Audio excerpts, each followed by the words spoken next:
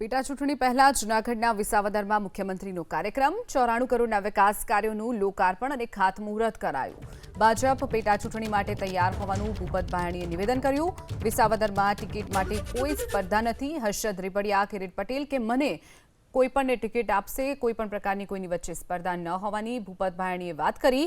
વિસાવદરમાં ભાજપનો ભગવો લહેરાશે। વિસાવદરની ચૂંટણીમાં ભાજપને ભવ્ય પરિણામ મળશે તેવી પણ વિશ્વાસ ભાયણીએ વ્યક્ત કર્યો। ઇકો ઝોન બાબતે અમે ખેડૂતો સાથે હોવાની પણ ભૂપત ભાયણીએ વાત કરી। ભારતીય જનતા પાર્ટી આવનારી ચૂંટણીમાં સંપૂર્ણપણે તૈયાર છે। ટિકિટમાં કોમ્પિટિશન હોય એવું મને બિલકુલ લાગતું નથી, હરીફાઈ હોય એવું બિલકુલ લાગતું નથી।